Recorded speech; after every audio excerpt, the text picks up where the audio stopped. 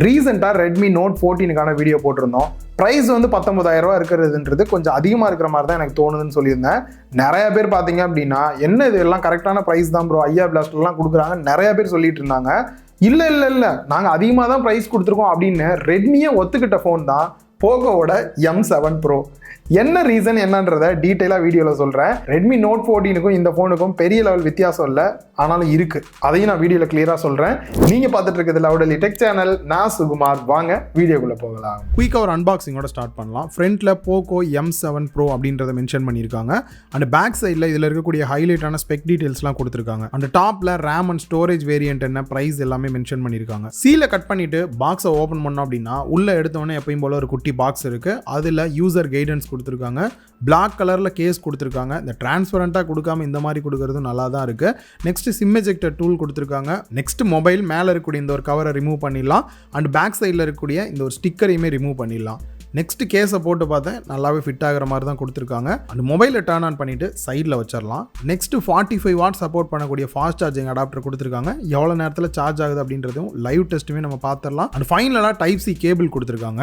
So ஒவ்வொரு இடத்துலையும் நான் கம்பேர் பண்ணி சொல்ல போகிறதில்ல, எந்த மொபைலோட கம்பேர் பண்ண போகிறோன்னு உங்களுக்கு தெரியும். எண்டில் வந்து கிளியராகவே வந்து சொல்லியிருக்கேன். ஃபஸ்ட்டு இந்த மொபைல் வாங்கணும்னு நினைக்கிறவங்களுக்கு ஒரு டீட்டெயிலாக சொல்லணும்ல, அந்த வகையில் லுக் அண்ட் டிசைன் அப்படின்னு பார்க்கும்போது ஃபுல் அண்ட் ஃபுல் வந்துட்டு பேக் சைடாக இருக்கட்டும், சைடு ஃப்ரேம் எல்லாமே வந்து பிளாஸ்டிக்கில் தான் கொடுத்துருக்காங்க. அண்ட் ஒரே கலர் வந்து 3 டிஃப்ரெண்ட் பேட்டர்ன்ஸில் வர மாதிரி வந்து கொடுத்துருக்காங்க.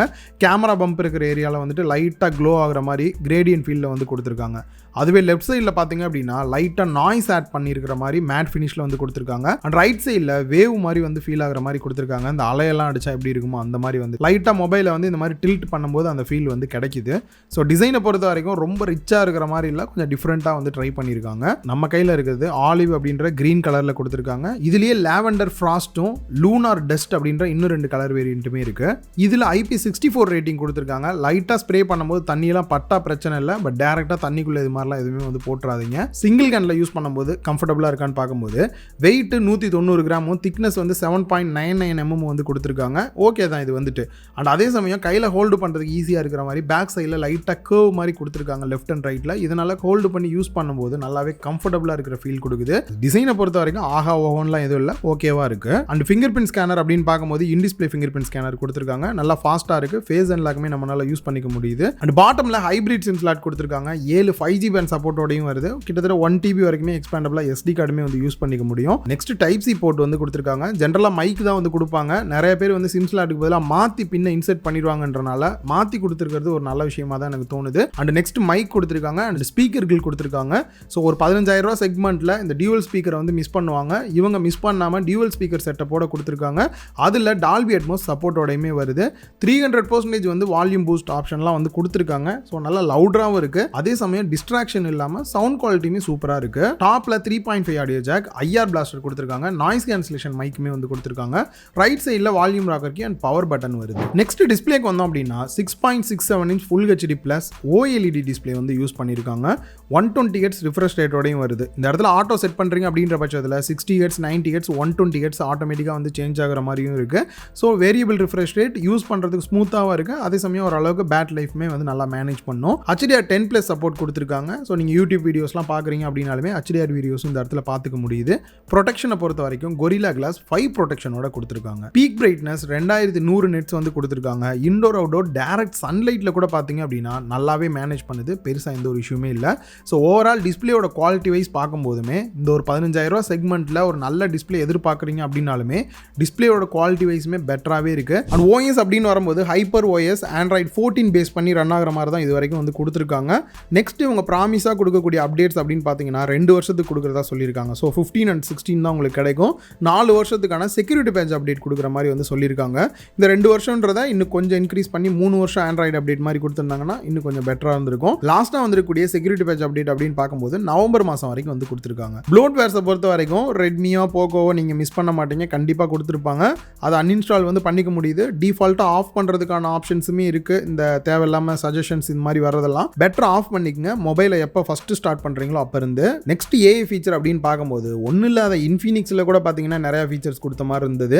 இதில் அந்த அளவுக்கு எந்த ஃபீச்சருமே இல்லை. நார்மலான அந்த ஏஐ எரேசரும் ஏஐ மேஜிக் ஸ்கைன்னு சொல்கிறாங்க. பட் ஆனால் அது ஆல்ரெடி வந்து பழைய ஃபீச்சர் தான், சும்மா ஏஐன்னு போட்டு வச்சுருக்காங்க.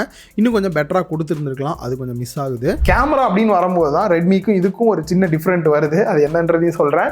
ஃபர்ஸ்ட் செல்ஃபி கேமரா பார்த்தீங்க அப்படின்னா 20 மெகா பிக்சல் கொடுத்துருக்காங்க. ஒரு சில ஃபோட்டோ சாம்பிள்ஸ் எப்படி இருக்குன்றதையும் பாருங்க. பேக் சைடில் டியூவல் கேமரா செட்டப் கொடுத்துருக்காங்க. 50 மெகா பிக்சல் அப்பேச்சர் வேல்யூ 1.59ஓட சோனியோட LYT 600 சென்சார் யூஸ் பண்ணியிருக்காங்க. OIS சப்போர்ட்டோடையுமே கொடுத்துருக்காங்க. ஸோ இதோட கேமரா அவுட்புட்டுமே பார்த்தீங்கன்னா டீசென்ட்டாக இருக்கு. ஒன்றும் பெருசாக குறை சொல்ற மாதிரி இல்லை. எட்ஜ் டிடெக்ஷன் கூட ரொம்பவே நல்லா பண்ணியிருக்காங்க. அண்ட் நெக்ஸ்ட் ஒரு 2 மெகா பிக்சல் டெப்த் சென்சார் வந்து கொடுத்துருக்காங்க. அது எப்பயும் போல பெரிய லெவலில் யூஸ் கிடையாது. இந்த இடத்துல ரெட்மியில பார்த்தீங்க அப்படின்னா ஒரு 8 mega pixel ultra wide angle camera extra கொடுத்துருக்காங்க. அதுதான் பாத்தீங்கன்னா கேமரா சைட் பார்க்கும்போது இந்த போன்ல உள்ள வித்தியாசம். அண்ட் வீடியோஸ் அப்படின்னு வரும்போது ஃப்ரண்ட் பேக் ரெண்டுலயுமே பாத்தீங்கன்னா 1080p 30 fps தான் வந்து கொடுத்துருக்காங்க. இந்த இடத்துல 4Kவும் வந்து நமக்கு சப்போர்ட் இல்லை. அண்ட் 1080p 60 fps கொடுத்திருந்தா கூட பெட்டரா இருந்திருக்கும்.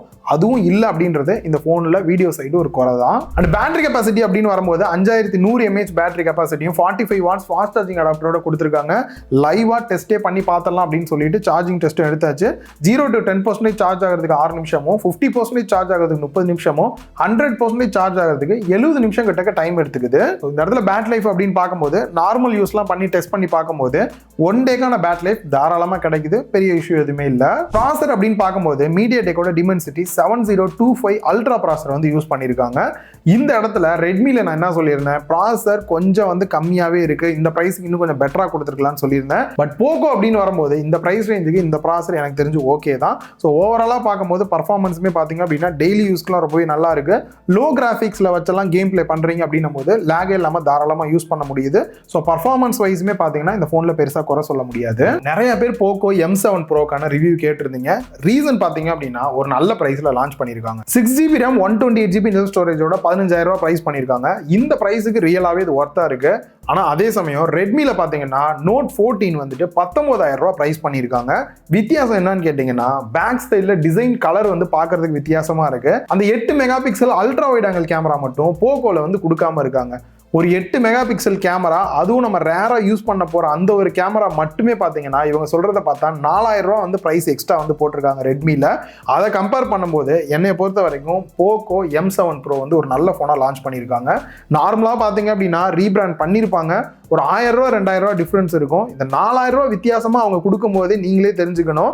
ஸோ பிரைஸ் வந்து பாத்தீங்க அப்படின்னா ரெட்மி ஆல்ரெடி கொஞ்சம் அதிகமா இருக்கிற மாதிரி தான் இருக்குன்ட்டு. ஸோ நிறைய பேர் வந்து கேட்டிருந்தீங்க. இந்த வீடியோ அதுக்கான ஒரு நல்ல ரிப்ளைவா இருக்கும் அப்படின்னு நினைக்கிறேன். சரி ப்ரோ, போகோ M7 Pro வாங்கலாமான்னு கேட்டிங்கன்னா எனக்கு தெரிஞ்சு இந்த பட்ஜெட்டுக்கு ரொம்பவே நல்லா இருக்கு. நீங்க தாராளமா ட்ரை பண்ணலாம். இந்த வீடியோ உங்களுக்கு எல்லாருக்குமே யூஸ்ஃபுல்லா இருந்திருக்கும் அப்படின்னு நினைக்கிறேன். இந்த வீடியோ பிடிச்சிருந்தா லைக் பண்ணுங்க, உங்க ஃப்ரெண்ட்ஸ் கூட ஷேர் பண்ணுங்க. மறக்காம லவுட் டெக் சேனலுக்கு உங்களோட சப்போர்ட்டை கொடுங்க.